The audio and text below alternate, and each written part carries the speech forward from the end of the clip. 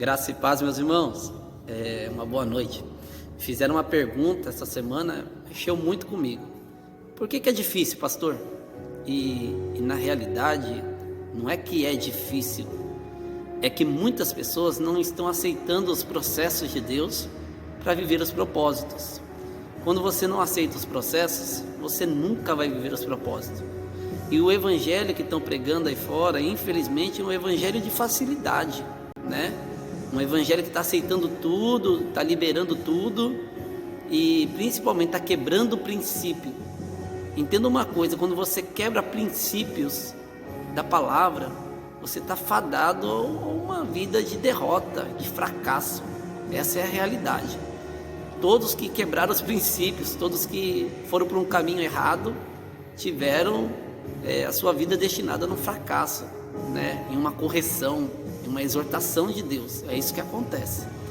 Então esse evangelho aí não tem nada a ver com o evangelho que nós cremos e assim anunciamos aqui na Íntimos de Deus. Mas a realidade é que quando você entende os processos, você vive propósito.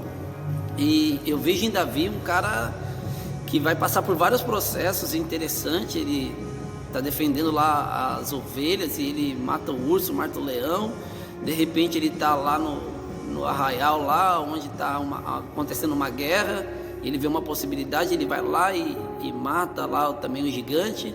Você vai ver o mesmo Davi tocando a harpa para acalmar o rei, e daqui a pouco esse mesmo rei perseguindo ele, e ele tendo a possibilidade de matar e não mata, mas tudo que Davi está vivendo no seu processo está empurrando ele para um propósito de Deus que era muito maior na sua vida. Então, dentre outras passagens bíblicas, eu quero deixar somente essa aqui hoje, né? Um pouquinho dessa história de Davi. E eu entendo que tudo que ele viveu empurrou ele para o propósito. Então a gente precisa entender e discernir os processos de Deus na nossa vida para a gente poder viver os propósitos. E quando a gente discerne bem isso, quando a gente entende e supera, passa por cima, né, para que a gente possa viver o extraordinário de Deus, as coisas começam a dar certo, começam a fluir. Então hoje eu quero dizer para você que não é difícil.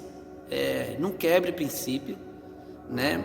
Entenda o seu processo, porque certamente você vai viver os propósitos de Deus. E o que tem de gente parando no meio do caminho, desistindo, porque não suportam o processo, estavam há muito pouco de viver os grandes propósitos de Deus.